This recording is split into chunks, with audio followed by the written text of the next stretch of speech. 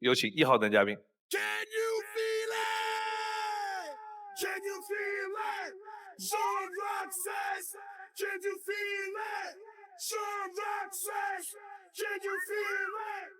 Sean feel it, feel it. 3位老师好，24位女嘉宾好，现场观众朋友们大家好，我叫庞志豪，来自吉林长春，今年23岁。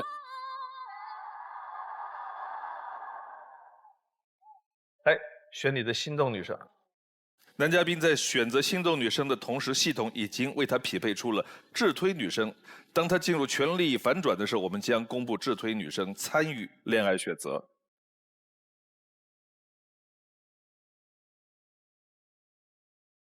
爱之请回答。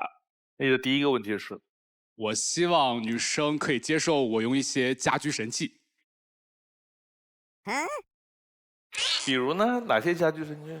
就是因为我在生活中啊是一个特别奇思妙想的人。不知道大家有没有刷过那个视频啊？就是身上套一个大龟壳，累了就可以直接躺在地上，特别舒服。这个有什么不接受的理由呢？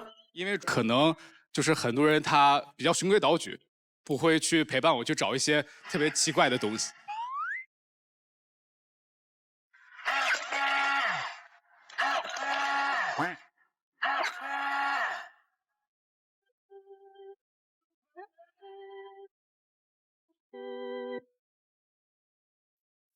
吃大蒜的人可以试试这个剥蒜神器，只要把大蒜放进去，来回搓2下，蒜皮就会自动脱落，剥出来的大蒜又大又圆。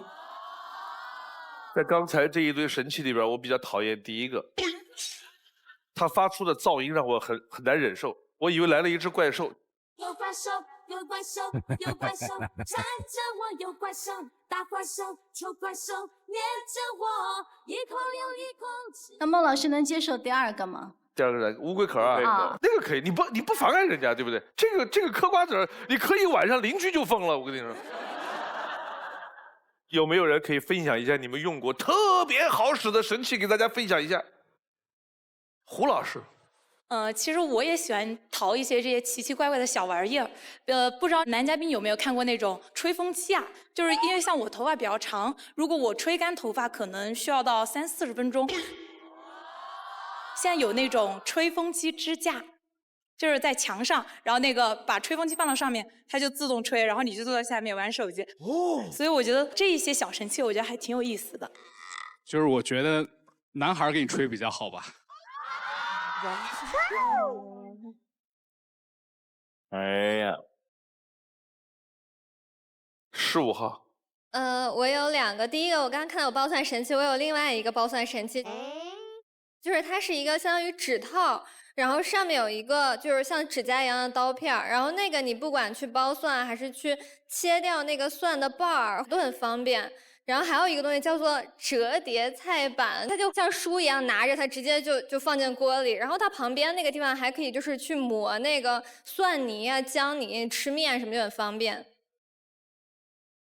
你们刚才说到蒜这个东西啊，我给你们分享一个。剥蒜，它除了剥蒜的那个皮很麻烦之外，有的时候凉拌菜的时候是要用蒜泥。你把它剁成蒜泥很费事。有一种神器，像个老虎钳，哎，就这个，我在网上买过，19块钱，可好用了，以至于我爱上买大蒜了。咔咔咔，1秒钟一个，哎，这个特别好啊。来，刘云杰。我是因为就是平时戴帽子或者运动的时候就比较容易出汗。化妆啊什么的，它就会蹭到我的帽子上，然后我就会贴一个那个帽檐的防脏贴，然后它一脏了，我就直接撕下来，我觉得这个很方便。哎，这个我用得着啊，它叫帽檐防脏贴是吧？嗯，对。啊，这个很方便。我要去搜一下这个东西。好，第2个问题。我不希望女生介意成为我的品菜师。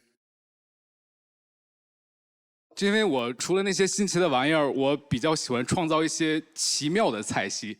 就比如说，最近我在做一个火锅味儿的蛋糕，甜咸的那种比较奇妙的搭配。20号。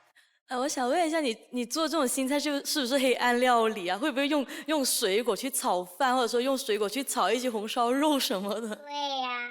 因为就是对于在常规来讲嘛，比如说锅包肉，然后会有一些酸甜啊、番茄之类的那种口味，然后我就想，那如果把它用其他的那些方式做，比如说其他一些饮料呀，或者说其他一些比较奇怪的调料，它会有什么样的味道？然后可能我有时候会尝试它。2号。男嘉宾你好，我想问一下，你常规菜做的怎么样？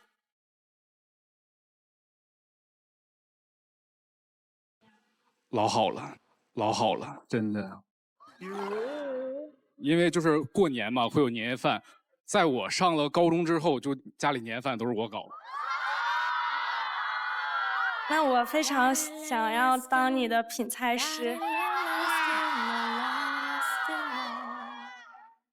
像他这个样子，我认为就是比较好的，就是他的传统正经菜做得很好，然后在这个基础上呢，想搞一些奇奇怪怪的尝试，也许有些东西没法接受，但是人家基础在这儿。有一类很可怕，他根本不会做正经菜，他只会乱来，那个东西你就受不了。他会做正经菜，这个没事。好，看片子。舞蹈对我来说代表着纯粹，舞台上我完全享受，完全沉浸在肆意挥洒的激情之中。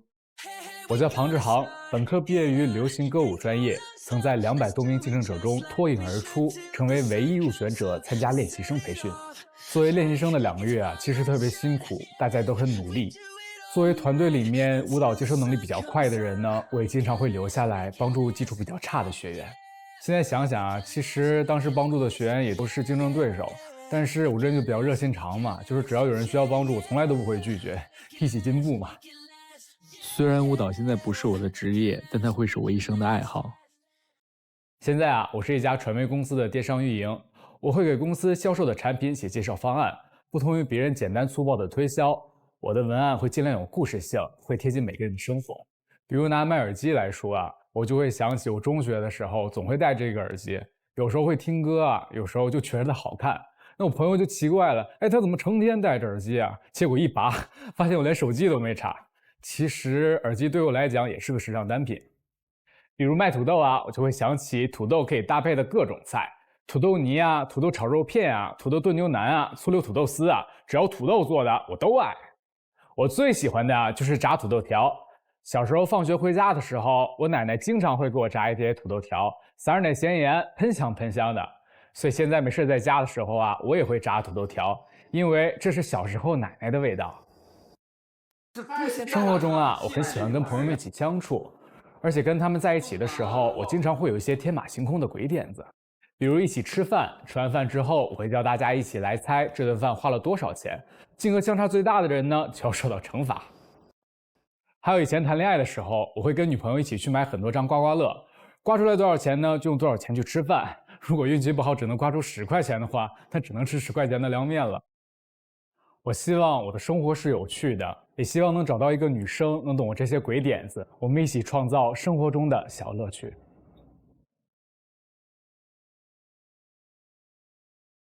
刘亦菲。男嘉宾你好啊，我也很喜欢跳舞，我跳了10年的舞。我想问一下，你之前当练习生的时候是跳什么舞种的呀？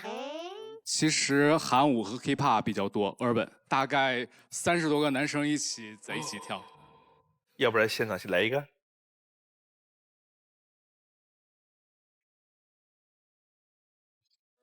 Look, I'm the leadership of trying. 森林中被抓发包，我幻想无脸危险 all around attack pretend you don't know that's how the story goes 没人在意 now 样的僵硬 wow 就像是翻越日历很快就遗忘掉样本性 I'll put it in Plains show up there's a monster coming from the forest Don't glorious as dogs burn all the sheep are driving up Woohoo! 凉爽。男嘉宾你好，我来自广西南宁，我是一名轻食店店主，同时也是一个健身教练。那其实我觉得街舞也是一个很有魅力的一项运动，然后我也很欣赏会跳舞的男生，但是我就很可惜不太会跳舞。然后前面听你说就是很会做菜，然后那些家居神器呢让我大开眼界，因为我是一个不下厨房的人。哦，你会介意你的女朋友完全不会做这件事情吗？其实对我来讲，你现在不会没关系。就是如果对方他可以一起融入到我的生活，就我可以帮你洗个碗或者扫扫地之类的，但是做菜真的不会。你后面补充的这2句话，我认为就特别重要，也能够表现出善意。你看，我真的不会做饭，哎，但是我愿意帮忙，我愿意洗碗呢，我愿意扫地啊，这就是愿意释出共同生活的善意，给人感觉就很舒服。21号，男嘉宾你好，我叫刘小斌，来自厦门这边。会做饭又会跳舞的男生，对我来说很加分。我也是有学过舞蹈，然后就是我很喜欢，就是和男生一起去做饭。但是如果我做的不好的话，你会不会吐槽我？没事儿，咱说多难吃我都吃了嘛。就是你做1锅饭，我吃2锅，我再叫1锅再吃。唱这首歌没有什么风格，它仅仅代表着我想给你快乐，为你解冻冰河。我们台上来了一个道具，是男嘉宾准备和大家玩的一个互动游戏，你给我们解释一下。对，其实这个就是我所说的生活中的小乐趣嘛。我希望2个女生上来，2个女生上来啊？对，你挑2个人，我吗？对啊。13、17，往那边转。哎呦，哎呦嘞，这个好，情歌对唱，这个好。我比较喜欢听信仰。爱是一种信仰，把我带到你的身旁。我爱你是多么坚固、多么辛苦的信仰。我爱你是多么温暖、多么勇敢的力量。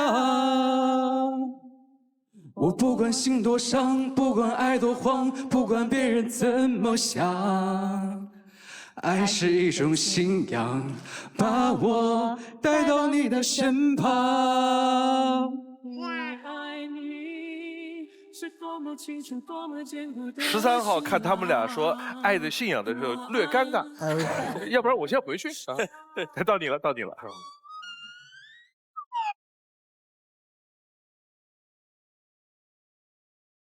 用3个词夸夸我。你夸吧。Cool。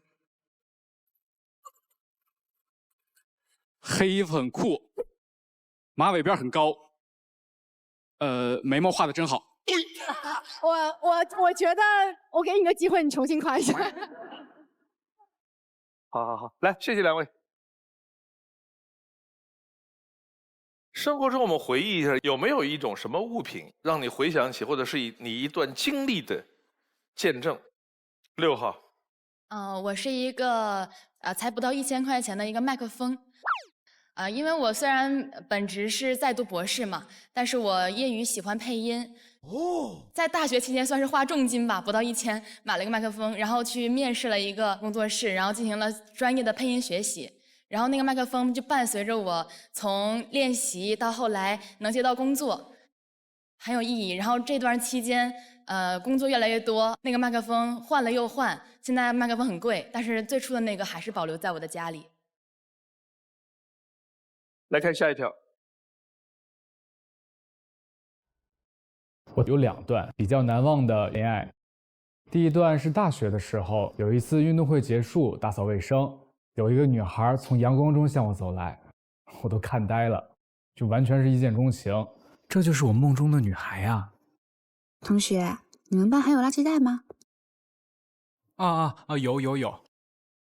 我就找机会要了她的联系方式，准备开始追求她。但是他跟我说他有喜欢的人了，是我们学校的学生会主席，他也正在追那个男生。当时还是蛮失落的，但是想想他们在一起也挺好，就像那句老话说的，爱一个人就是希望给他幸福，哪怕给他幸福的那个人不是自己也没关系了。后来没多久，我听说他们没有联系了，我就正式开始追求她，她也答应了做我的女朋友。我每天送她上学、放学，上课的时候都会坐在离门口最近的位置上，铃一响，我就能第一时间冲出教室去找她。有一次晚上，她感冒了，我就跑了4站路去给她送药。后来暑假我找了兼职，工作比较忙，她觉得我没那么多时间陪她了，我们产生了争执，慢慢疏远，最后导致分手。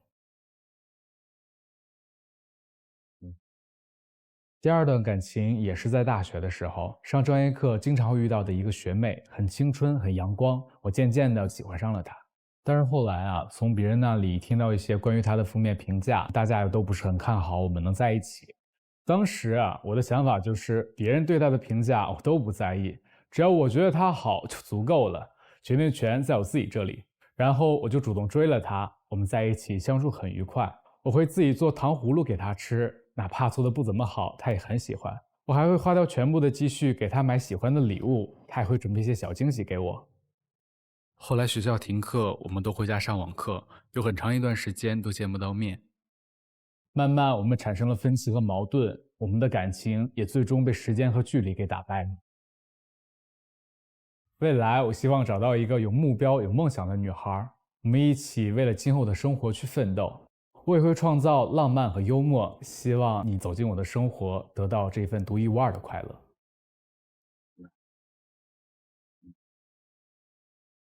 1号。男嘉宾您好，我刚才看 VCR 里面，你好像说你的2段感情经历都是因为2个人不能经常见面，缺少了陪伴，所以导致了2段感情的分手。那我想问，你准备好在下一段感情中怎么样处理和对方的这个关系？其实啊，这些经历对我来说其实挺宝贵的，因为我从中里面学到了如何去分配时间，所以我现在我觉得我已经做好准备去进行那些时间的分配啊，包括什么时候我们在一起有一些特别好玩的事情，一起生活，什么时候我们2个人在一起为了各自的目标、各自的梦想、各自的方向去努力。好的，谢谢。17号。就是我刚刚看到你的视频里面有说，就是你是因为时间和距离分的手嘛，就是异地恋这个本身是没有什么的，我也是能接受的。但是你能够接受我特别粘人，就是可能我每天只要一想下来，我就会给你发语音或是打视频这种。我觉得只要就是像我说，2个人他有各自的生活目标、有方向、有奋斗去努力，那个东西没关系的。因为异地恋，我觉得就是最多的就是它信息传递不够。就是如果你没有及时的去沟通的话，它会产生很多问题。好的，谢谢。凉爽。刚才看到男嘉宾说喜欢有梦想的女生，那我想请问一下男嘉宾的梦想是什么？有没有去努力实现自己的梦想？因为就是我特别喜欢唱歌和跳舞。当我第一次那时候站在舞台上，然后那些灯光，包括下面的那个呼喊声，让我觉得我生活挺值的。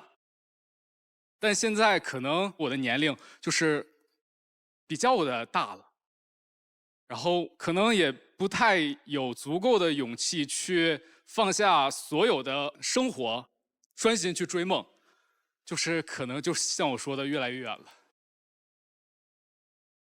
我觉得在我的个人的人生观里，我觉得梦想是非常重要的，不管是20多岁还是30多岁。想起我刚刚开始健身的时候，就会去关注那些练得很好的博主，然后就觉得哇，这样的身材太好了，我什么时候才能变成那样子？就觉得这个梦想很遥远。然后我日复一日、年复一年的去做，到现在呢，我健身已经练了9年了。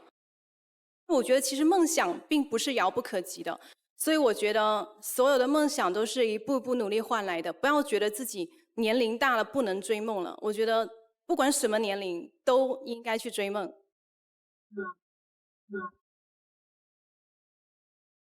7号。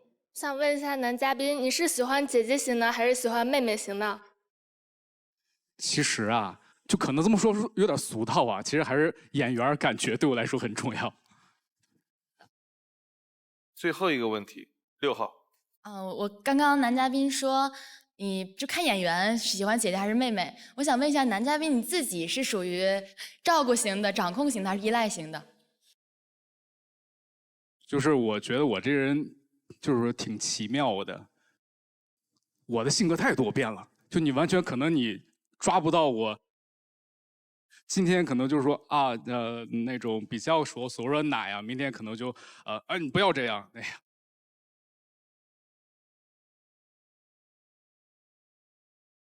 现在留灯的是8号、20号、21号，上去灭掉一盏灯回来。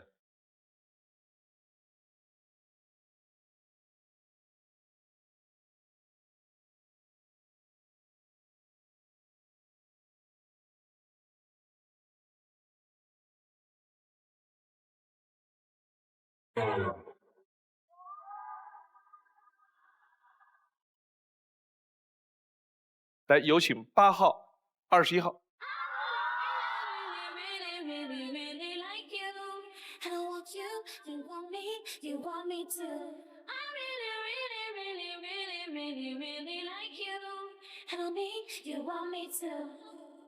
来看男嘉宾的心动女生是哪一位？2号。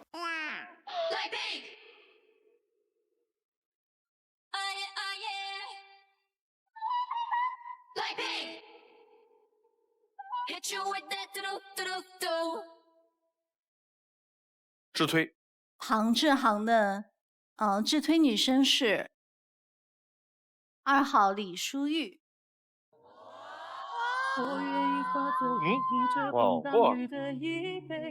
因为我们是天造地设的一对，人生不完美。而男生外形阳光，性格内敛善良，有爱心，靠谱小太阳，很有生活仪式感，也愿意为爱人付出与恋人相互陪伴。女生呢，甜美可爱，温柔随和，乐观有爱心，两人都喜欢相互陪伴，乐意分享内心世界。女生喜欢男生对待感情的乐于付出，男生喜欢女生的随性可爱，两个人是很合拍的一对恋人。来看女嘉宾的基本资料：刘小兵，约法3章，择偶标准这样的我。约法3章：1，希望未来男友要在兼顾女友感受的前提下，主动做出决策。婚后最好会一点简单家务，如发生不愉快可以彼此冷静一下，千万不能动手打人。让我们不禁想起你的前男友是不是？没有，就是觉得有的时候男生会冲动的情况下，就会控制不住自己的那种感觉。李淑玉，近期朋友圈截图，未来规划约法3章。约法3章：1，双方确定恋爱后都不能再和其他异性暧昧，包括单独约会和频繁日常交流。2，希望情感稳定后一起养一只狗。3，希望男方对生活有一定规划。凉爽，我的爱好健身女孩，不喜欢这样的你。3，不喜欢这样的你。没办法接受经常放纵性吃东西的男生，以及没有运动习惯的男人。最后一个问题，问3个女生。我想问一下，就是你们近期备忘录记的是什么东西啊？好问题。我的是空白。对，没有备忘录这个事儿是吧？对对对。我的备忘录记的都是工作上的东西，就是每天要做什么，然后上课时间啊这些。我基本上也都是工作内容，但是我记性不太好，所以我手机里有很多我的密码，就各种类型，行李箱密码、手机密码，然后微信密码什么的。可是如果你忘了手机密码，你该如何在备忘录上看到你的手机密码呢？这就是告诉我们一定要有2个手机。我就是2个手机，为了确保安全，我的另一个手机是永不带出门的。就是这个手机一旦丢失的时候，另一个手机马上启动无缝链接。备份式手机，这边一旦丢了，当然想办法弄回来，弄不回来，那个马上还能用。这是个什么东西？因为我有的时候就是闲的没事儿嘛，我会打开备忘录，自己画点画。在备忘录里面画画啊？对。备忘录还有这个功能，我都不知道。有的。好，要做最后的决定了。如果坚持选心动，有可能被拒绝，你自己回去。另外2个女生，你可以牵手其中一个。你的决定是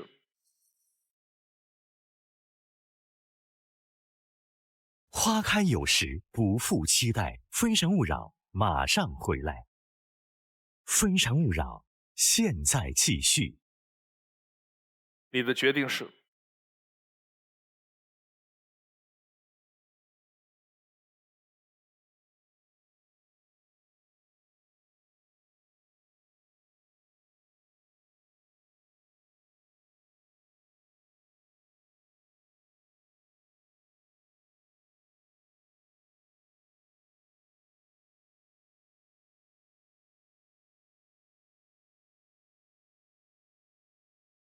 我试着这样记住你的手不放开，爱能不能够永远当作没有被爱？我想带你去探查，我想和你看朋友，像这样的生活，我爱你，你爱我。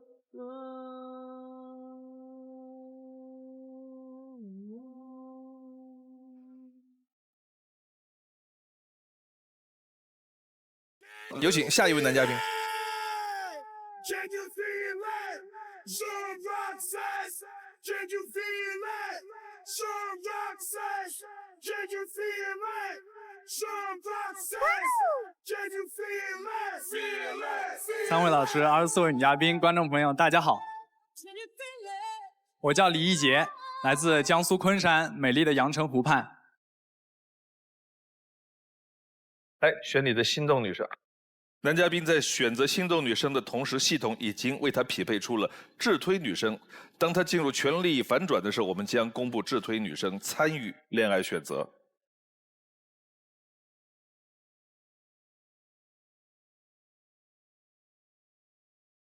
你的第一个问题是？我希望我们可以互相分享各自的电子咸菜。电子咸菜是指什么呢？比如说像我们平时看了一些美食的短视频，我们可以在吃饭的时候大家一起互相分享。你们喜欢用什么视频内容下饭呢？20号。大家好，我是新上场的20号女生，我叫冷妹，目前就住于江苏南京，从事的是形体指导老师。刚才男嘉宾说到的电子咸菜，那么我喜欢的是脱口秀。1号。啊，你好，男嘉宾，我平时比较喜欢看无脑小甜剧，比较喜欢那些甜甜的浪漫的小场景，觉得那个时候特别下饭，特别放松。你的第二个问题。我不希望我的另一半阻止我对篮球的痴迷。喜欢篮球的女生也挺多。22号。男嘉宾你好，我太喜欢看人打篮球了，我就觉得篮球是特别能够展现男生魅力的一种体育运动。是的。所以肯定不会制止的，而且你去打，然后我就会在旁边当啦啦队，认真的看。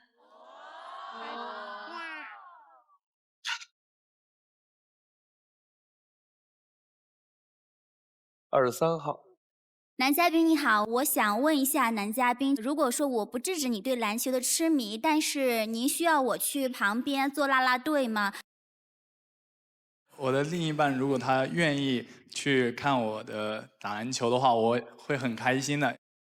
我也会害怕我在场上打球可能会照顾不到他，我会害怕他会无聊。如果说您觉得他无聊，就是也可以尊重这个女生，不去陪您打篮球，做自己的事情，您也不会生气是吗？当然可以啊，因为我平时打球的时候，我是会跟我的另一半去说我今天是去打篮球。我想问一下，你是更喜欢跟你一起在篮球场上挥汗如雨的女生，还是喜欢22号这样在旁边给你加油呐喊、递水、递毛巾的女生？我其实都可以。你平常说话也这么娇羞吗？我主要看我另一半他的自己的个人的意愿，对。8号。男嘉宾你好，像我这种不会打篮球的女生，我在旁边也很无聊，你可不可以就是会教我一起打篮球？当然可以啊，当然没问题。我身高特别矮，我才1.62米，那就是咱们身高差距会不会太大呀？最萌身高差嘛，没有事。啊，谢谢。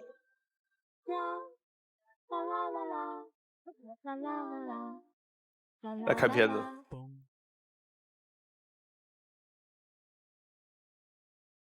我叫李一杰，身高1.88米，是我们社区的篮球 MVP， 代表家乡征战大小赛事数10场，在当地人称我为野球王。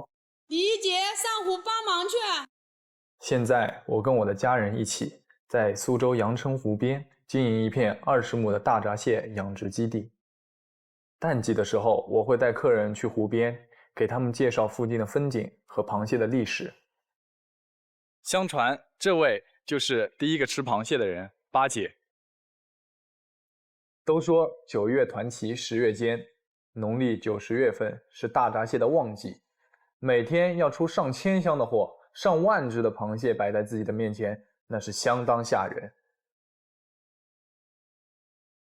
一开始我连螃蟹怎么拿我都不会，一直容易被他夹，一旦被他夹，整个村都是我的叫声。好痛啊！你开螃蟹气吗？我不会生气，我会把它做给我喜欢的女孩子吃。后来被夹出经验了，被螃蟹夹了千万不能甩，轻轻给它放在地上就行。回老家前，我学过3年厨艺，当过2年海军航空兵。退伍后，我不想给别人打工，就想回家帮忙，但是爸妈不同意。外面的世界那么大，让他多出去走走闯闯，对吧？年轻人嘛，应该就是有一份稳定的工作，我感觉比较好。后来他们也拗不过我，回来后我就跟着妈妈学经营，跟爸爸学技术。有时候爸妈在网上面对电商，不知如何操作，有我帮忙，他们也能更放心。未来我就想让爸妈早点出去游山玩水，我来独当一面，坐着小船，一边工作一边欣赏风景。阳澄湖的傍晚是一天最美的时候，希望能与你分享。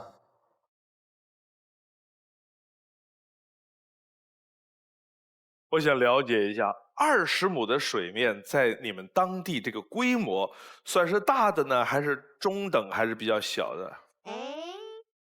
算是就是正常的，基本上大概都是这样子。那一年能打上来多少只螃蟹呢？大概？这个是要看每年的产量，有分大年小年。3号。男嘉宾你好，刚刚看到您说这个大闸蟹，我知道很高端，就是人家能把那个大闸蟹吃完以后拼成原本的样子。可以啊，我可以保留它最原本的样子，我不破坏它的外壳，把它的肉给拆出来。刚好我很笨，我很手残，希望有机会我们能一起，我来吃大闸蟹，你来帮我拼它。可以，可以。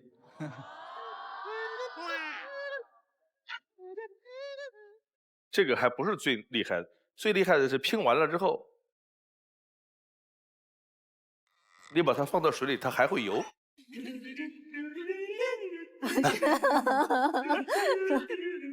14号。你好，男嘉宾。如果你的女朋友对螃蟹过敏怎么办？因为我之前那个对象的他，哪怕是吃完螃蟹，他过来亲我一下，然后我都会过敏的那一种。生活中一定会注意这些细节的，包括平时，比如说我碰过螃蟹之后，我会去清洁、清理、消毒啊，我都会去做好这些。10号。男嘉宾你好，就我之前有在网上刷到过，有人说大闸蟹跟那个梭子蟹不一样，大闸蟹死了之后吃了会食物中毒，是真的吗？我们大闸蟹绝对是要鲜活的，不能说是死掉的螃蟹是不能吃。我一直有过你这个疑问，就是螃蟹它死了多长时间就不能吃了？快死之前我们都不建议去吃的。活的进锅蒸。对，必须是它在鲜活的时候，我们必须就将它烹饪了。哦，对，它的肉质上面的细菌繁殖速度会非常快，所以一旦死或者快到濒死的时候，细菌就会大量的滋生，可能会是食物中毒。好，谢谢。你再给我们普及一点我们一般人不太容易知道的跟螃蟹有关的知识。看这个图片，大闸蟹它是有几处地方是不能吃的，像它的蟹胃，还有中间那一块白色的，上面有标点，那个是蟹心。这个蟹心它是特别的寒，所以不能够吃。哦。旁边的蟹腮、蟹胃、蟹心、蟹肠，这些都是不能吃的。哎，我还有一个问题，就是一般一个人一顿吃多少只螃蟹是合理的？看个人体质嘛，但是我建议大家就是吃个2、3只最多了。这是一个有良心的年轻人。从卖螃蟹的角度，我恨不得你们一人50只起，对不对？我多挣钱，但是人家没有这样。确实，女性体质偏凉，吃的不宜太多。男的像我这种火娃，稍微多2、3个问题不太大。2号。你好，男嘉宾，我也是特别喜欢吃大闸蟹，而且我的老家也是盛产大闸蟹的。我不知道你知不知道南京高淳区护城湖大闸蟹？我知道。我到时候可以邀请你到我们高淳区来吃吃看我们这边的大闸蟹。当然可以。你也可以邀请我去你们那试试看你家。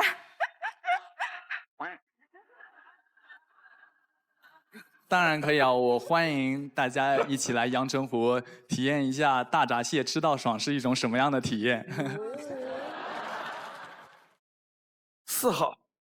男嘉宾你好，刚才在 VC2中有提到哈，你大学毕业之后放弃了在外面闯荡的机会，毅然决然的回到了父母身边陪伴他们，支撑起这个家，这一点让我非常的感动，这也让我想起了就是我妈妈的一个事情，就是前段时间我妈妈她在外面走路的时候脚扭伤了，然后我陪她去医院换药的时候呢，那个医生就说，这个要拍个 CT 看一下现在的一个恢复情况。我妈妈就拒绝了。她说她前2天拍过了，不用再拍了，恢复的挺好的。其实呢，就是因为她舍不得花这1000多块钱，但是怕我在外面过得不好，吃得不好，住得不好，经常给我转红包，这就让我想到了哈，我们成长的速度远远赶不上父母老去的速度。对，我也是看着我父母他们特别的辛苦，然后我会在我力所能及的情况下，我会尽我最大的能力，我要去支撑起这个家的责任，因为我也是长大了。好，来看下一条。上一段恋爱，我们是在咖啡店认识的，当时。帅哥你好，我闺蜜想加你个微信，可以吗？刚在一起时，她有时候会有些小脾气，经常需要我哄。当时我觉得挺可爱的，爱情不就是这样，酸酸甜甜。但时间久了，她脾气实在是太古怪了。出来约会3次，有2次都要生气，牵个手会生气，拍个合影也会生气。根本不知道为什么，我也想过跟他好好谈一谈，但是我不敢说。本来他脾气就炸，我在跟他提脾气的事，他肯定要生气。感情里负面能量越来越多，我还是狠下心选择了分手。我也很难过，我们并不是没有感情了，只是性格不合，不是说他哪里不好或者哪里做的不对，只是我们不合适。在感情里，我不太喜欢画饼，我觉得男人要做的比说的多，才能让另一半更有安全感。我理想中的感情是2个人用仪式感点亮平平淡淡的生活，可以是某个节日，也或者哪天你心情好，我成了一笔大单，再或者只是单纯的我们都有空，我们就可以一起去想去的地方，吃想吃的美食。每个普通的日子，因为有另一半，才值得纪念。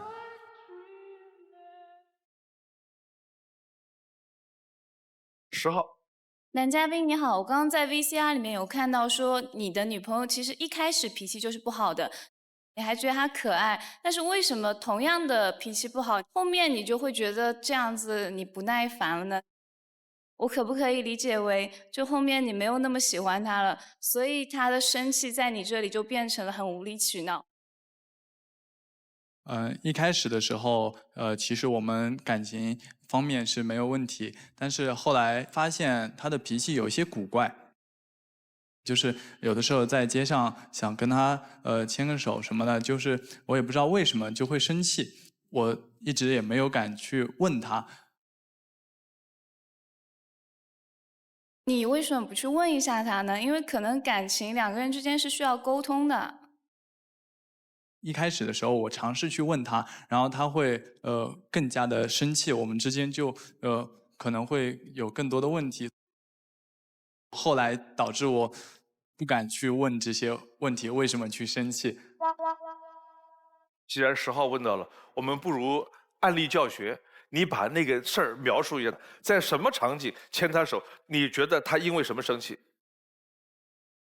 有一次我们在吃饭之前，准备去那家店的时候，然后我说我们今天吃什么呀？他没有理我，然后我就想走过去牵住他的手，然后拉住他，然后问问他我们今天去吃什么呀？然后他就会突然一下子生气，是这样子，当时的场景是这样。好，来请教一下大家，像10号，你觉得刚才那个场景，作为女生，你觉得有可能是什么原因呢？我觉得如果是我的话，可能前面我就不开心了，我才会不理你。哎，然后你这个时候再来牵我的手，就直接说带我去吃饭，你都没有说你哪里不对。这种时候，我觉得男生就是你只要温和一点，你一定要觉得自己是错，站在他的立场上试图去理解。你站在他的立场上理解了他之后，他就会觉得你为他考虑了，后面你再去说你的事情，他就好接受一些了。有没有人再补充一下，帮他破案？17号，你有这方面的经验？男嘉宾你好，其实我在跟我的前男友就是也遇到过这种问题，他就是觉得我每天莫名其妙的生气，但是啊，我从一个女生的角度来说，我不是因为你牵我手而生气，我是因为在这之前我们出现了问题，你没有察觉到，你是不太善于发现女生的情绪吗？我为什么就是没有去提，我为什么会去扯到就是吃饭啊这些东西，对不对？因为我是发现了他有那个情绪，因为他平时可能工作的时候他遇到了不开心的，然后我就会尽力的扯到别的地方，我们可以去吃饭啊，我们可以出去玩，就是我是不想让他再去想生气的事情，是这个样子。从刚才2个女生给你提供的建议的分析的角度，那个具体的事儿，我们并不是当事人，我们不能这么武断的说一定是什么原因。但是我们大概率的可以思考的方向是，他不是因为那个时候你要牵他手这件事不爽，对不对？一定是之前的原因。而且之前的事情有2种可能，一种就是按男嘉宾说的，完全就是那个女生自己的工作。还有一种可能是因为你们2个人之间的事情有不高兴，但是无论是哪件事情，你想用一种方法叫转移法，就是你把这个注意力转移出去，但是他恰恰讨厌的就是转移法。这是一个方向，以后按照这个方向思考一下，不一定都是，但至少是一种可能性。24号，您是不是只谈过这一次恋爱呢？我18岁的时候去服役，然后是20年底的时候才回来，然后后来就是那段感情。你生活当中就是这样，就比较温柔的吗？温柔不好吗？女生不都是喜欢男人温柔一点吗？不可。我其实就是对待我身边的人，包括我的另一半，包括我的家人，我会把我最好的温柔、最好的脾气，就是给我的家人。但是我在做事情的时候，包括我之前服役的时候，不可能说是就是扭扭捏捏，我会很果断的那种。23号，男嘉宾你好，我想问一下，您现在是多大年龄？我是00后，2000年的。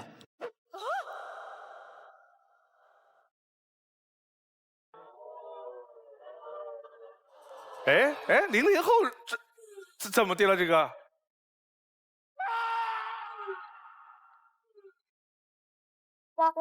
我还有一个问题是，刚才我们也提到了，说是这个蟹子还有这个过敏的问题。完了，螃蟹翻不过去了。我是想说的是，我本身是一个海鲜过敏体质，我之前就有遇到过，比如说这个男生了解到你是海鲜过敏的，他就会选择不跟你接触了，因为他们家可能1天3顿都在吃海鲜，他不会因为你一个人改变他们家的生活习惯。这个不会的，我们家1天不是3顿螃蟹。这个是也受不了，这个1天3顿也。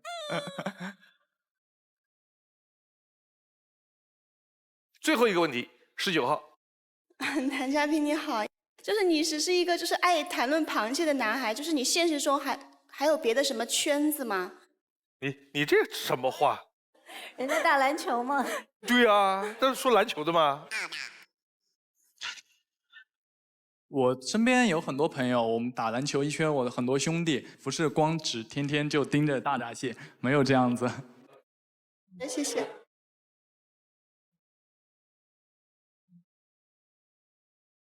最后留灯的23号。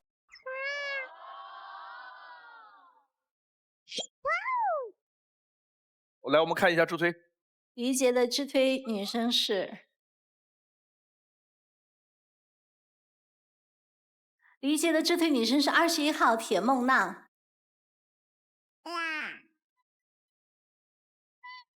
男生重情重义，活力四射，果敢自信，喜欢探索冒险，生活中感性浪漫，是很温暖又容易满足的阳光大男孩。而女生的性格温暖、善良、自信、淡定，非常自律、勇敢、胆大，愿意尝试和挑战新鲜事物，感情中享受与伴侣精神上的交流与陪伴。两人需要多看到对方的优势，彼此鼓励着前进。最后一个问题问23号和21号。我想问，就是你更希望是在城市生活还是乡村生活？铁萌呢？我目前的工作是在城市，然后更倾向于在城市生活一些。我目前的工作也是在城市，我也是更倾向于在城市生活。你现在是在哪里？我现在两边都可以生活。好，你选21号有可能被拒绝，你自己回去，也可以牵手23号，也可以自己走，你的决定是。花开有时，不负期待。非诚勿扰，马上回来。非诚勿扰，现在继续。你的决定是。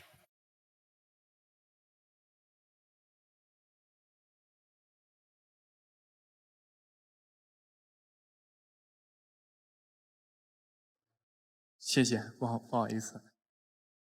可惜不是你陪我到最后，曾一起走，却走失那路口。感谢那是你。有请下一位男嘉宾。Can you feel it? Can you feel it? Sean Roxas. Can you feel it? Sean Roxas. Can you feel it? Sean Roxas. Let's feel it. 孟非老师好，两位老师好，各位女嘉宾，现场的各位观众，大家好，我来自重庆，叫毕刚，今年32岁，谢谢。来，选你的心动女生。男嘉宾在选择心动女生的同时，系统已经为他匹配出了智推女生。当他进入权力反转的时候，我们将公布智推女生参与恋爱选择。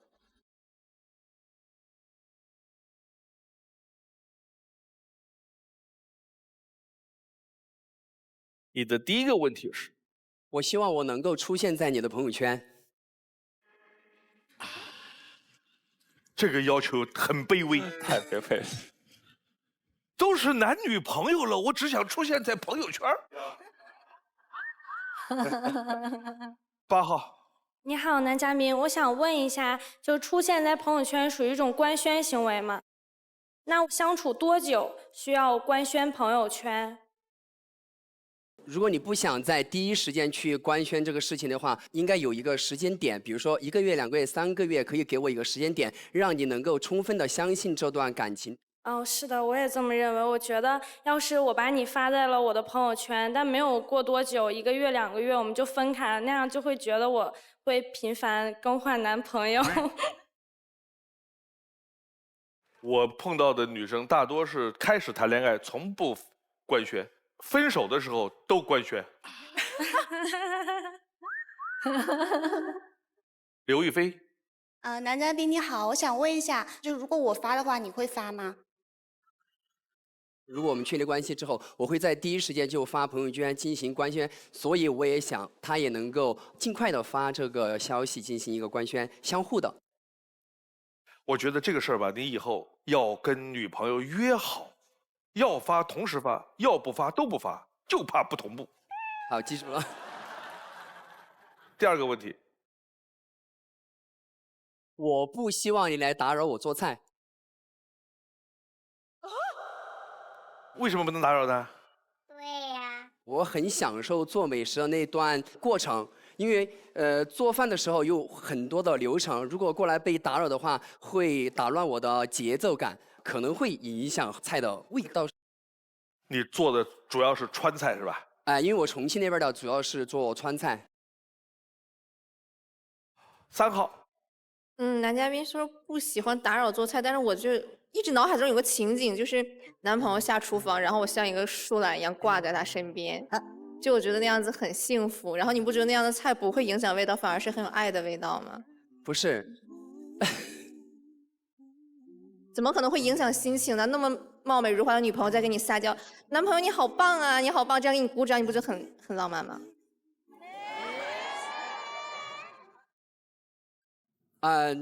这种情况的话，出现在电影里面可能会很浪漫、很温馨，但是如果真实的厨房里面的话，很热，油烟很大，然后我本身火急火燎的在炒菜，你还挂在旁边，那肯定会影响发挥的。我是夸张的说法，那我也不可能黏在你身上，就是我会在旁边夸你，看着你做饭那种，你都接受不了，是不是？那如果你在我旁边的话，你在夸我的话，我肯定要给你回应。如果不回应你的话，那肯定你就会伤心。如果正在切菜或者干嘛，一下子把手切到，你怎么办？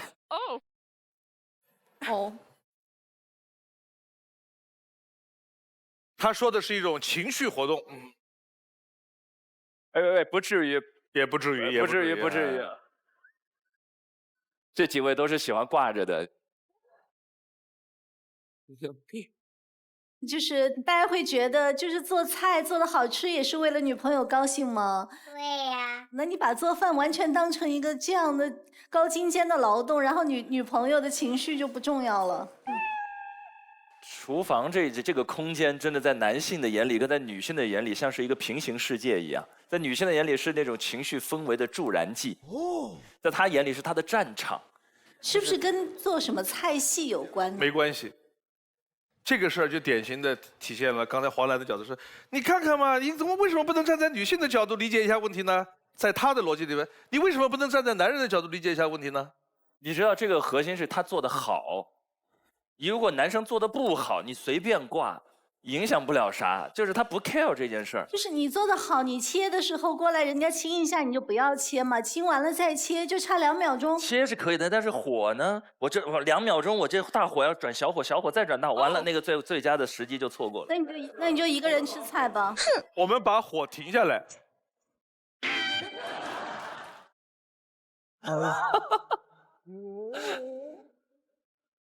我们来看一下男嘉宾做的菜。哇，这一定是没有女人挂在身上的时候做。这都是平时自己在家里会做的一些。其实我不希望女朋友来打扰，也是希望她能够安安静静的坐在沙发上看看电视。等我做好了，快来吃饭吧。哦，喜欢这样的人也会很喜欢的。好，来看片子。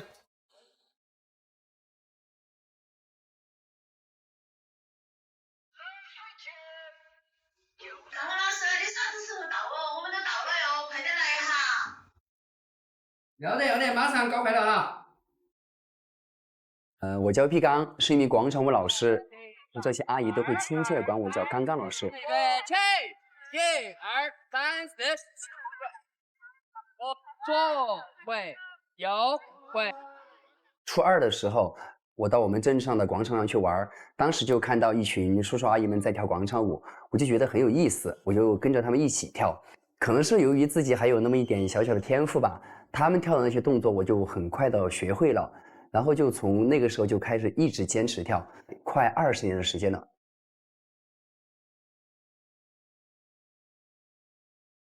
2015年的时候被评选为我们重庆市江北区广场舞协会的会长，组织了那种万人广场舞的一个活动。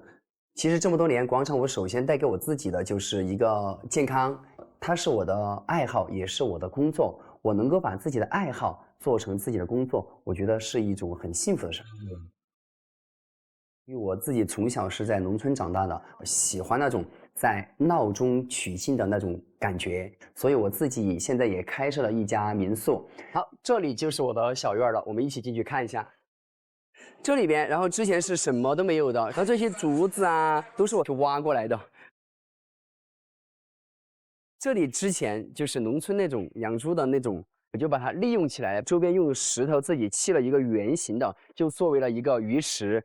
我来租这个小院，主要就是看中我左手边这一套房子，在重庆来说它是比较少有的，我觉得非常有特色。在这个是我特别喜欢的一个角落。像我这个柚子树的话，首先它这个造型我就很喜欢。当它秋天的时候，然后这个柚子一直可以挂到冬天，在这个里面喝茶、喝酒什么的，都特别的有感觉。然后整个院子里还有一棵很大的一个榕树，非常的凉爽。我觉得能够用自己的双手去打造自己想要的生活，是一件特别幸福的事情。未来我希望能够跟我的另一半在我们的小院里面翩翩起舞，享受属于2个人的幸福时光。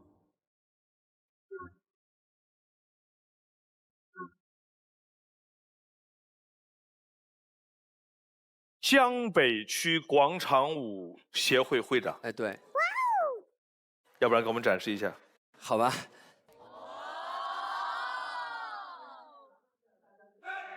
大家帮我打个节奏气球。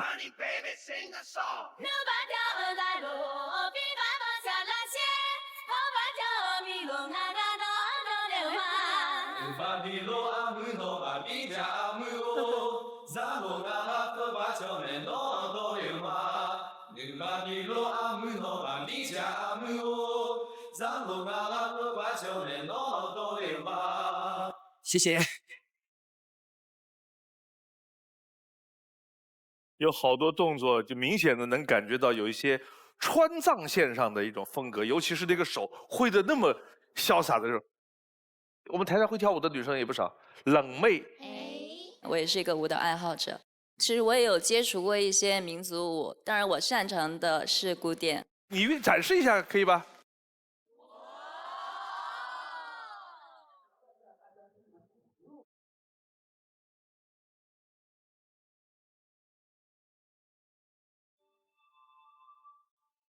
哇！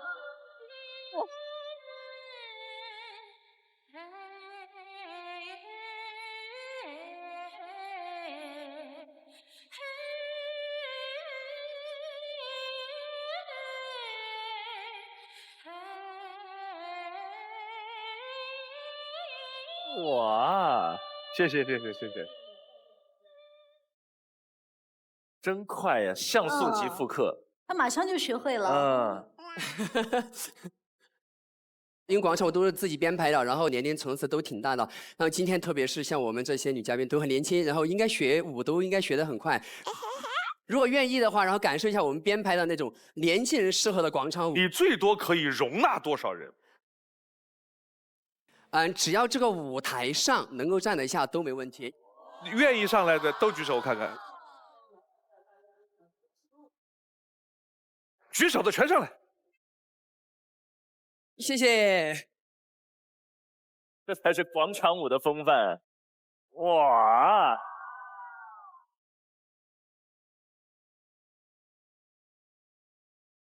那我先教一下，好专业。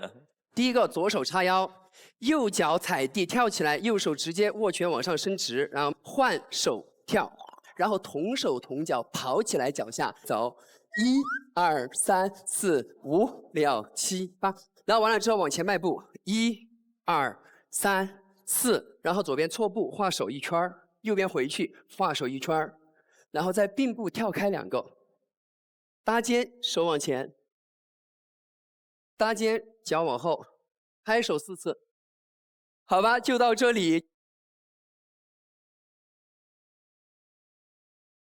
准备，叉腰走，1、2、3、4换，5、6、7继续嘛，2、2、3、4、5、6跑起来，3、2、3、4、5、6、7、8往前迈步，1、2、3、4、5、6，错步画手，原地跳开，搭肩，1、2、3拍手，上下5、6踏步走，1、2、3、4，好，就到这里吧，谢谢。好，谢谢大家。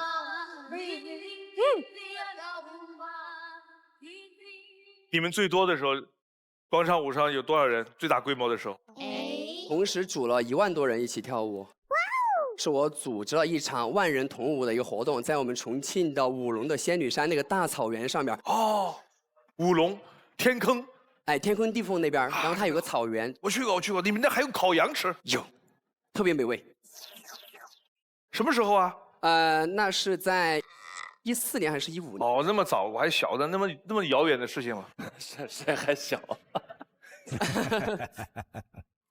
就是常规的，你们那个社团跳舞的人有多少？最多的时候接近1000人，就每天晚上。1000人是比较稳定的，比较稳定的，而且是在我们重庆江北的观音桥广场，是很热闹的一个广场。我们来看视频。我们是毕老师的学生，毕老师教舞教得比较好，人家比较帅。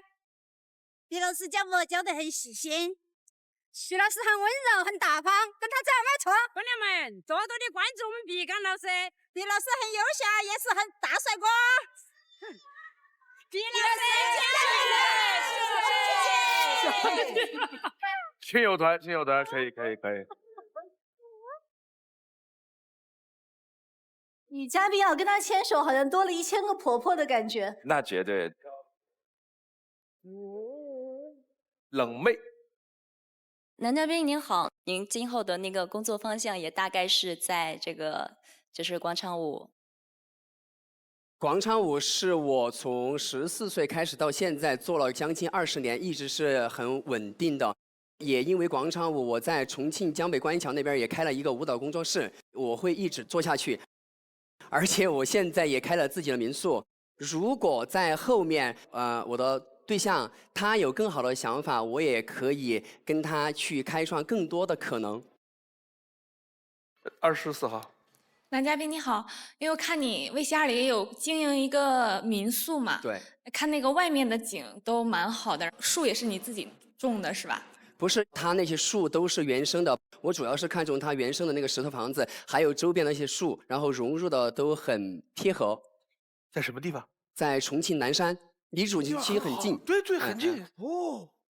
你的民宿开了多久了？民宿是去年底才开始。因为我做这个民宿从头到尾没有请装修公司，都是我自己在网上刷很多视频，然后自己根据自己的想法去做的。好能干哦！这是一件很酷的事情。这个太难了，因为装修一整个民宿跨的工种非常多，泥瓦还有结构。然后像这一个阁楼，就是我后面加上去了。其实做这个阁楼的时候是最难的，因为它东西都是榫卯结构，这个东西要很费技术，所以我找了一个老师傅，他用那些尺寸啊这些。哦，可以。我下次回重庆上你这儿住可以吗？几个房间啊？我只有3个房间。哦。然后到这个后面，我准备做私房菜，还有下午茶，然后再就是加住宿。想把它打造的小而精一点。然后里面现在住的人反馈都挺好的。如果孟老师到时候去，还有各位老师去的话，去住。哇！还有各位女嘉宾去重庆找我玩。怪不得他做菜不让打搅，人家很专业。而且他做这个民宿的过程，让我理解为什么他跳广场舞都能跳成会长。就是那么多人跳，那么多人带，那么多人去教，但是能够把那么多阿姨们最后到愿意信任她，这背后所折射出的人格上的特质是值得女嘉宾们关注的。至少你知道她踏实、沉稳、靠谱、真诚，这就是她背后的道理。因为她在每一个事情上都精益求精，她从头开始学木工、学泥瓦，她自己去一砖一瓦拼出一个自己理想中的小家园。所以我觉得这背后的特质是非常闪耀的，这你们可以关注的。不错，看下一条。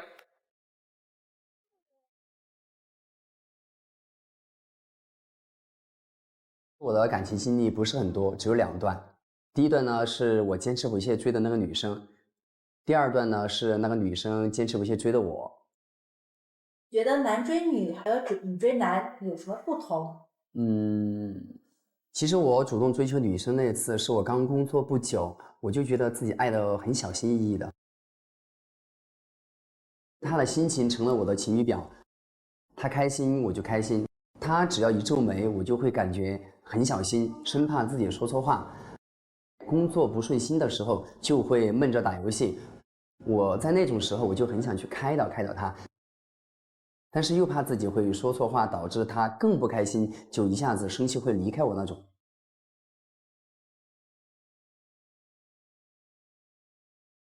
小心翼翼的付出是我对爱情最初的一个理解，而事实证明，不对等的爱情也是到最后没有好结果的。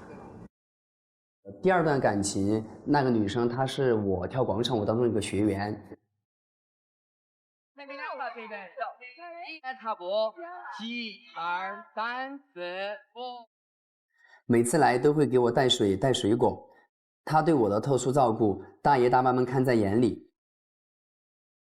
在他们的极力撮合下，我也给了彼此一个机会。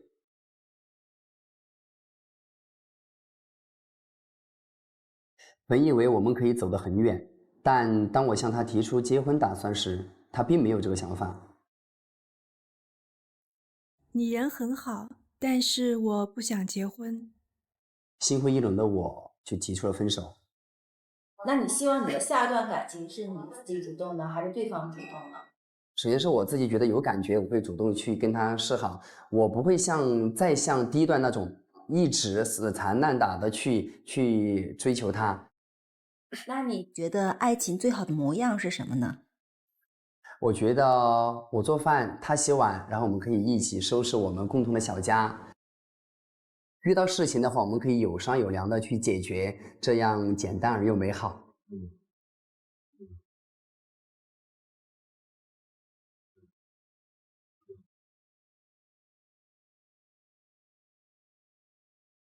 5号，男嘉宾你好，我想问一下，刚刚在你的 VCR 里面提到你第2段感情是在一个就是大爷大妈的撮合下，然后产生的一段感情，对不对？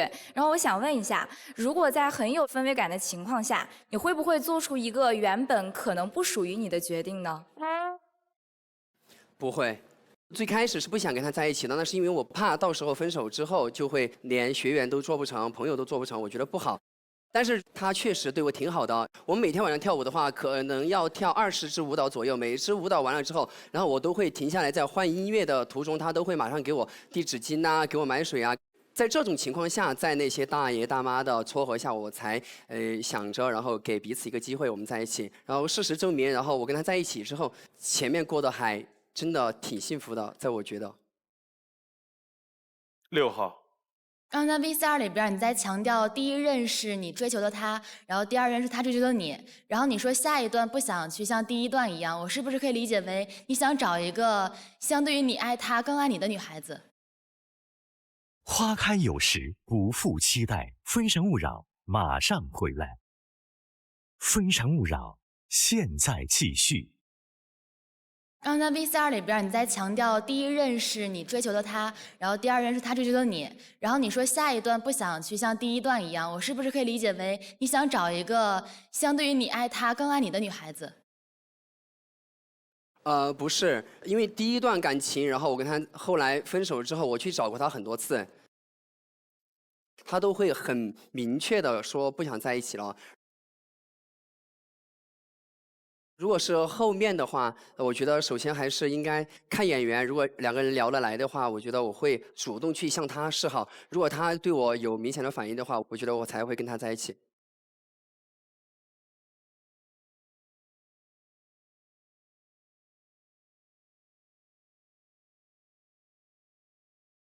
刚才在放片子的时候，有一段集中灭灯很多，那是哪一段？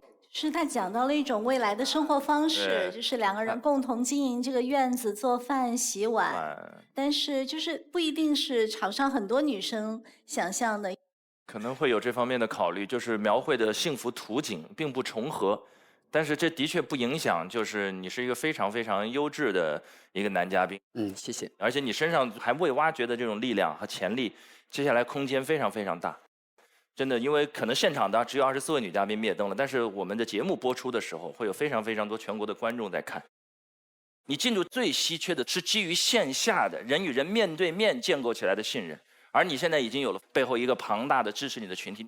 与此同时，他就有那个钻研的劲儿，做菜也要不要打扰，做房子1年半把它建起来，有这个功夫在你的身上，有这个心智在你的身上，一定成得了。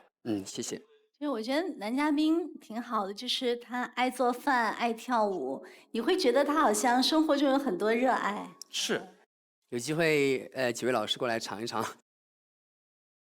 好的，再见。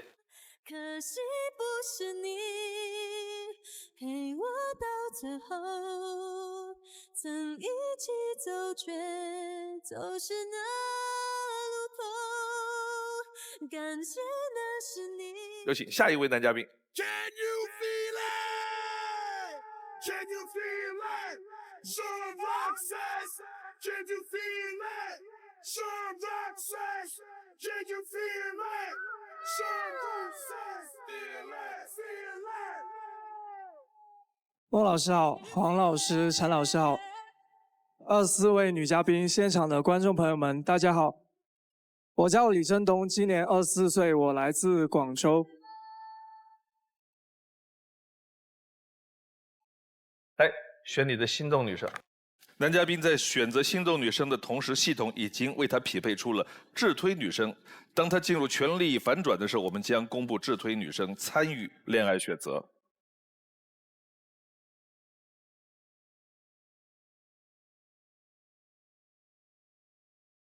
你的第一个问题是：我希望你愿意参加我的朋友聚会。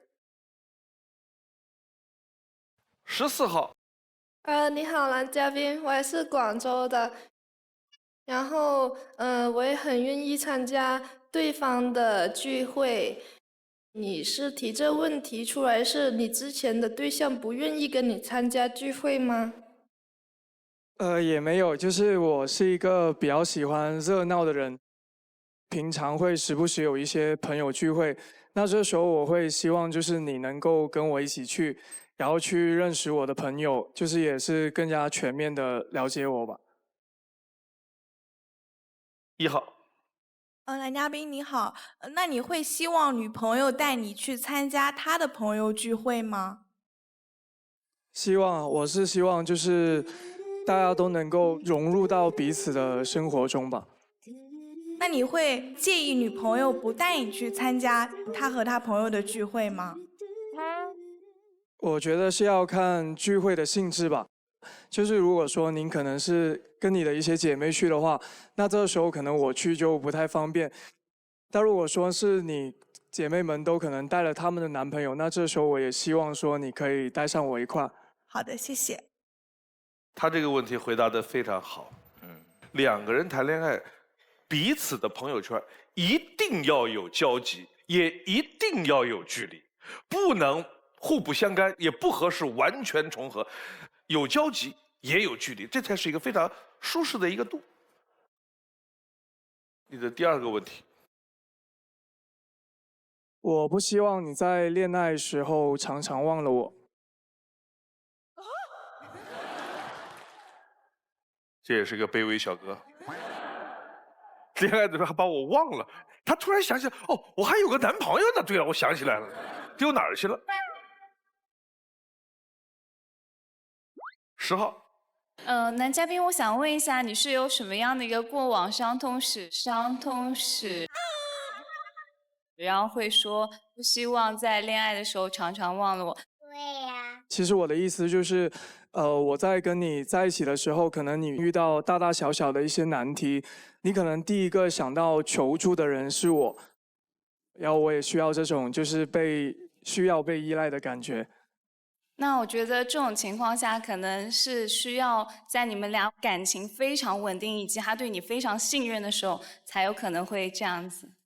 好的，谢谢。24号，男嘉宾你好，那我想问一下，就是生活当中，比如说我灯泡坏了，寻求你的帮助，那你可以应付吗？我可以帮你啊，虽然我没有修过灯泡，但是我可以就是上网查一下要怎么去，我觉得应该也不是一件特别难的事情。OK， 因为我自己这些事情我也都能应付。就是男朋友修的灯泡比自己修的灯泡看上去更亮堂一点。对，就感觉不一样。对，男人要有功能性，对吧？看片子。呢個世界好喧囂，做自己就好。我是李振東，目前從事網絡直播銷售的工作。生在廣州，長在廣州，廣州的美食是讓我捨不得離開它的重要原因。煲仔飯、青菜、腸粉和海鮮，出鍋前淋上的醬油，堪稱點睛之筆。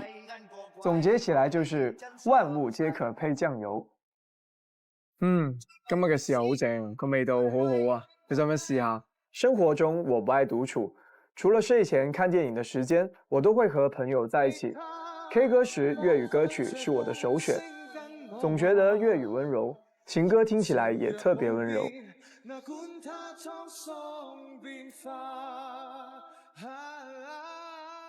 那學粵語難嗎？其實還是有點難的，但是廣譜倒很簡單。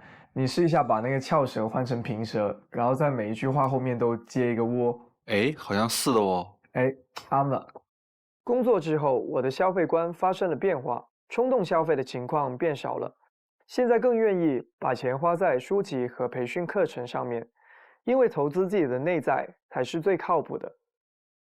我覺得有一個比較好的一個方法，就是如果說你喜歡一件商品，然後的話，如果說你把它加進購物車，你先稍等一段時間，稍等個幾天或者1週時間，然後你再去回頭看的時候，如果說你還有這個購買慾望的話，你再把它買下來，如果沒有的話，你就可以放棄了。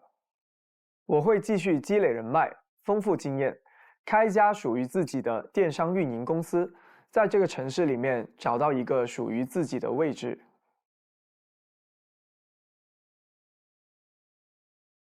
我觉得这男生是生活当中会观察并且会总结的，他对广谱的那个总结，真的你试一下，非常有效。对呀。包括对那个生抽占一切，你想想看，粤菜是有这个特质，真的是什么蘸一下生抽都好吃吗？就是像一些白灼类，好像像一些青菜啊、肠粉，这些都是需要蘸酱油，可能会更加好吃一点，就是有一个调鲜增味的感觉。哦，来，我们有道具，来，我们准备了一些水果，这些水果都是可以蘸生抽的。哎呀，太棒了，这酱油绝了。就是因为我的一些潮汕朋友，其实他们说他们在吃水果的时候可能会去沾一些酱油，尤其是一些比较甜的水果，这样可能会提出它的一个甜味。对对对对对。哦，这前面这是一碟西瓜吗？西瓜蘸酱油，西瓜也可以蘸酱油？真的吗？酱瓜。有没有女生愿意上来试一试？你挑你喜欢的。8号、11号、13、14。好，来，我们这一块来。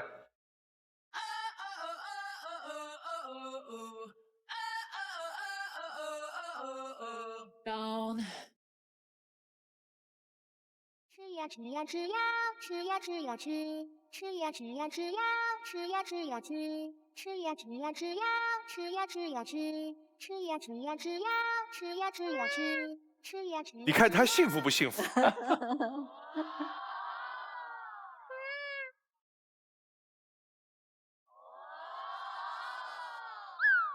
西瓜蘸酱油是好吃的吗？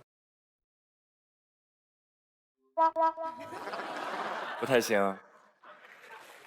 酱油是好吃的，水果难吃。这个太对了，说的酱油是绝对是好吃的。嗯，好，谢谢。谢谢。范浩然，你怎么还打着包走了？好多打包走。哦，带给旁边的朋友。哦，对，要分享，要分享。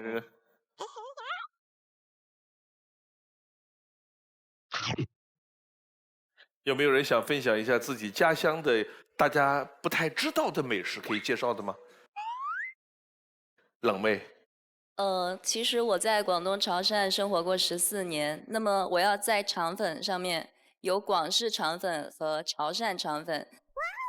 想问一下男嘉宾是喜欢哪一种？有吃过潮汕的肠粉吗？有吃过，它里面好像会加一些面条，是吗？肉、蛋、青菜、豆芽、虾仁。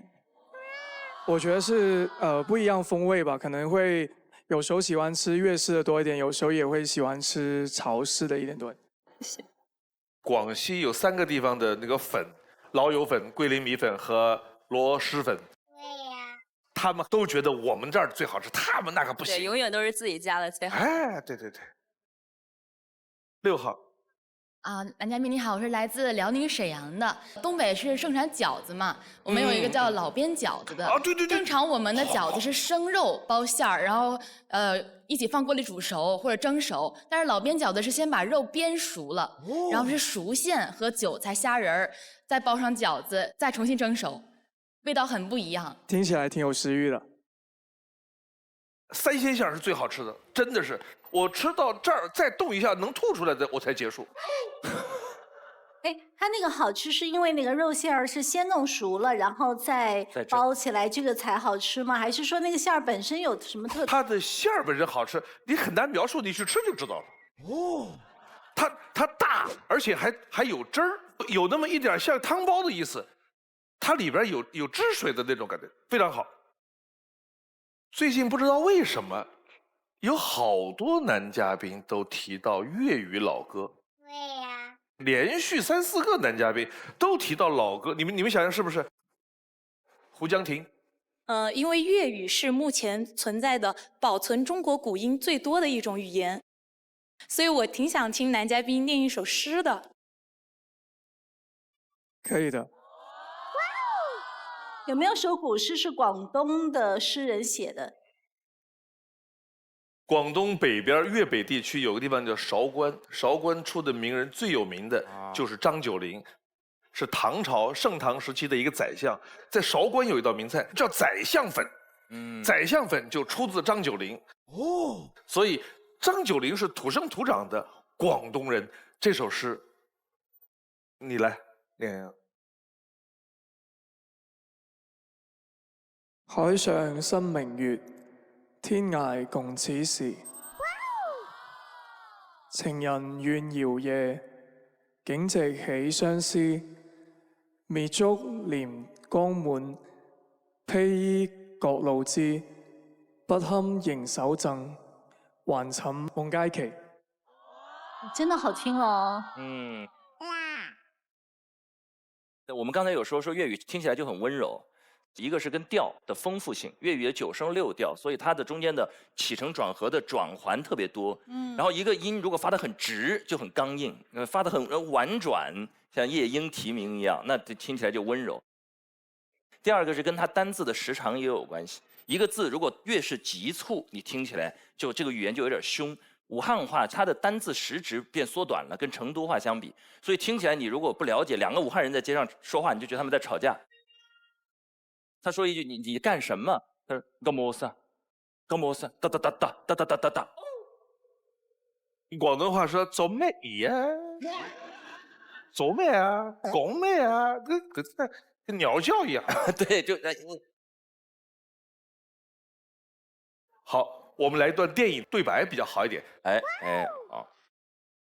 这一段大家都会。对。如果用粤语念，我觉得应该是另外一番味道啊！来。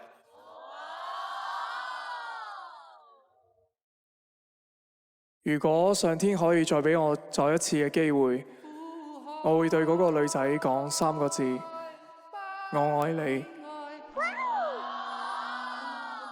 如果一定要喺呢份愛上面加一個期限，我希望係1萬年。1萬年，這是原版的滋味兒。我们用各种方言来试一下。哎，那个胡老师，湖南人是吧？来听听湖南口音。曾经有一份这么个感情，感情。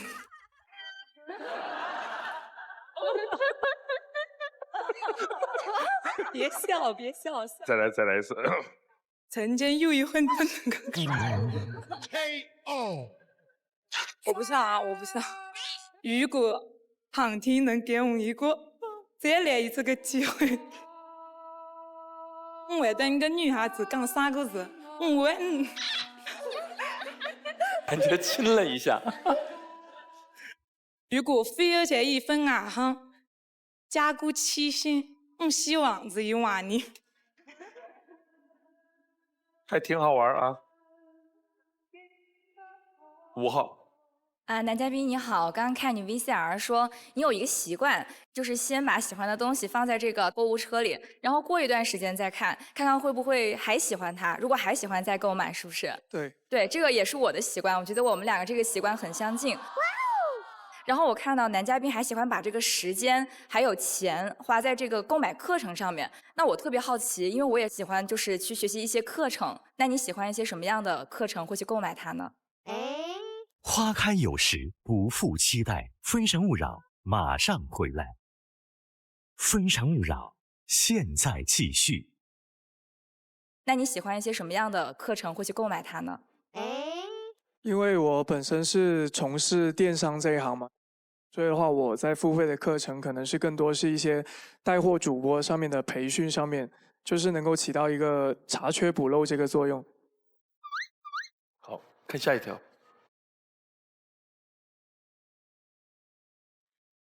我一直觉得情侣间会有专属于他们的小世界，但我的前女友会让我们的小世界变得很不安。在和她的相处中，我会尽量避免争吵，因为她表达需求的方式会很极端，她会经常威胁我，这让我压力很大。虽然分手的过程很漫长，但我还是选择和她分开。我认为情侣间好的表达方式是平和的沟通，如果说服不了对方，那就各退一步，找到一个彼此能接受的平衡点。感情中遇到不能马上结束的争执，我会选择冷处理，但最多不会超过1天，我就会找机会跟女生沟通，因为时间长了会产生精神内耗。这种内耗不仅是在消耗我们的精力，也是在消磨我们的感情。其实这段时间大家都在胡思乱想，这样的话情绪会慢慢发酵，倒不如把你的想法跟诉求都大大方方说出来，这样的话我们才能够更好的去相处。在恋爱中我也会遇到女生给出的选择题，哪一个好看一点？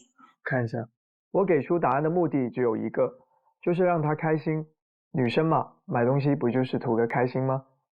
希望未来的她活泼外向，愿意与我共同成长。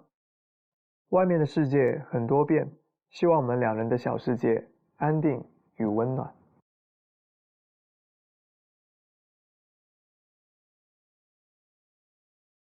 17号，男嘉宾你好，我刚才在看视频的时候听到你讲，可能在吵架的时候你会冷处理。我是一个特别不喜欢男生冷处理的人。我想问一下，你在遇到争执和吵架的时候，是你不去主动和他沟通，还是他来找你沟通，你也是冷处理？我说的冷处理，可能就是在我们初步沟通上面可能没有达成一致之后，我可能会等他的情绪会稍微稳定一些，然后我都会更多的去关怀他的一个情绪吧。就我不希望说大家是一个冷战的状态，因为冷战状态的话会让我们的精神比较内耗，就会比较影响感情。4号。男嘉宾，当女生在问你哈，两个物品哪一个更好的时候，那你通常是怎么选的呢？我会觉得，就他问我的情况下，那肯定他是对这两样物品都是有一定的喜欢的。那我可能会根据我对他以往的了解，就是比如黑跟白色，他可能会更喜欢黑色一点，然后我可能会推荐他去选黑色。那其实我在问你这个问题的时候，其实我是两个都想要的。谢谢，这就是精神内耗了，大概。彭瑞，男嘉宾你好，就是我挺好奇，你在 VCR 里面说经常会被女友威胁嘛？就是我想知道他的一些什么行为能让你觉得他是在威胁你？就是我们在出现意见分歧的时候，然后我可能是在提出一个协商的一个意见吧，但他可能会觉得我是在拒绝他，可能会惹毛他那个点嘛，他就会选择伤害自己这样子。哦，你的意思就是可能你的前女友情绪不是太稳定，是不是？可能是这样子的感觉吧。好的，谢谢。1号。男嘉宾你好，您刚刚在结尾说你想跟未来的另一半过温暖而又安定的生活，我想问一下，就是你所想象的温暖和安定的生活是怎么样的？你可以给我们简单描述一下吗？就是我希望我们是各自有各自的生活，但是我们是交集在一起的。然后如果说你在生活过程中遇到任何的问题，你第一个想到的人都可以是我，然后我们是一个共同成长的一个过程吧。好的，谢谢。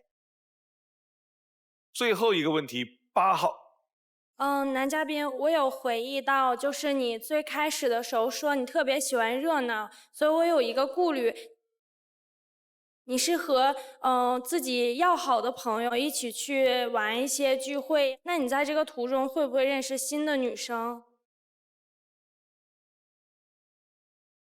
基本上没有，基本是兄弟可能带他的女朋友，就是这是异性了，对。现在留灯的是5号、8号，有请5号、8号。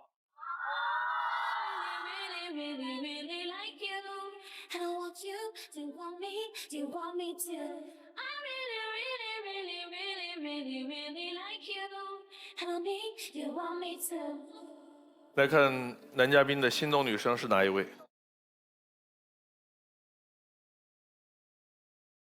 哇！这是幸运里的频率，找到你，想对你说在一起，我可以将你慢慢靠近，想和你去。智推，李振东的智推女生是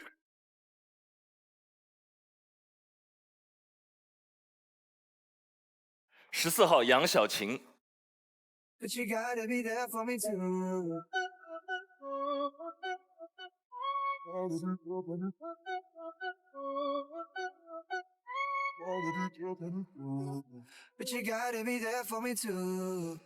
男生感性温暖，自律拼搏，朝气蓬勃，工作生活当中很有创造力，感情当中喜欢出类拔萃又温柔些的女生，一起享受爱情的甜蜜浪漫。女生性格彬彬有礼，活泼健谈，做事条理清晰，人缘很好，善于沟通解决问题。两个人可以一起享受运动，一起探索生活乐趣。女生对待感情相对理性和成熟，男生需要在感情当中获得更多的情感陪伴。两个人在一起是非常契合的一对，供两位参考。来看女嘉宾的基本资料：李淑玉1，近期朋友圈截图；2，未来规划；3，约法3章。约法3章。3，双方确定恋爱后都不能再和其他异性暧昧，包括单独约会和频繁交流日常。2，希望感情稳定后一起养一只小狗。3，希望男方对生活有一定规划。杨晓晴喜欢的类型：生活理想，我的小店。生活理想。2，在满是粤 A 的城市，把餐饮店经营好，挣点小钱，处个吵不散的对象，伴着家人以及爱犬，健康的过1年又1年。李雅文，爱情座右铭：小叛逆，我的超能力。爱情座右铭。前途和爱并不冲突，对的人会站在你的前途里。哎，这话挺好的。最后一个问题问3个女生。我想问你们在休息的时间是怎么安排的？我一般在休息的时间里可能会和朋友聚会，就是我比较喜欢一些益智类的游戏，比如说桌游、狼人杀，或者跟朋友去露营。因为我平时是在广州读博士，比较枯燥，周末就会放松自己。这样，谢谢。我休息的时候，我就会带我的小狗，骑着我的小电驴去溜珠江，然后也喜欢打桌球。我平常休息的话，我会就是一觉睡到下午，然后晚上了嘛，所以那个时候会选择跟朋友一起去喝小酒。好，要做最后的决定了。你选择中间的女生有可能被拒绝，你自己回去。另外2个女生你可以牵手其中一个。你的决定是？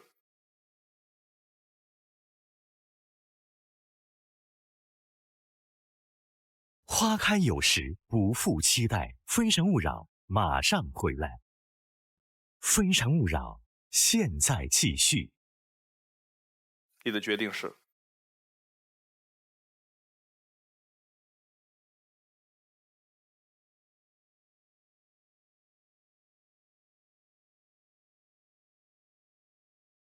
我直接过去吗？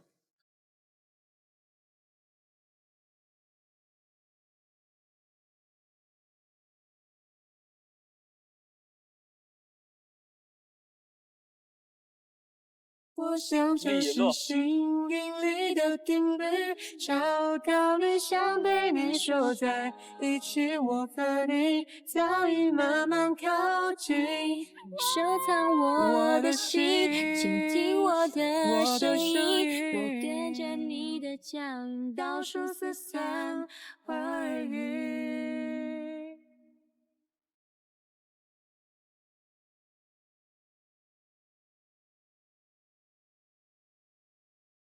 刚上台，第一眼看到他的时候就觉得是有心动的感觉。他提到了一点是希望有被需要的感觉，恰好我是一个就是比较粘人、比较会向男朋友寻求帮助的一个女孩子，所以我就是还想问一下他介不介意就是女生粘人一点？不介意，我喜欢粘人。就是真的感觉眼睛会说话一样。除了眼睛，没有别的地方会说话了吗？都挺好看的，都挺好看的。广州到厦门也特别近，很近，开心啊！饮食啊，文化也很接近。最喜欢的就是我心动的女生，正好就是给我留灯的那个人。瞬间哇，太甜蜜了。然后我就喜欢跟朋友玩，然后他业余的时候也是跟朋友一起喝小酒，怎么那么合适呢？谢谢收看今天的《非诚勿扰》，下期同一时间再见。往前一步是幸福，退后一步是孤独，在原地不动是为了看得更明白，爱情不能不清不楚。往前一步是幸福，退后一步是孤独，在纷纷扰扰之间，我明亮了双目，超能与我相爱的人一起到老。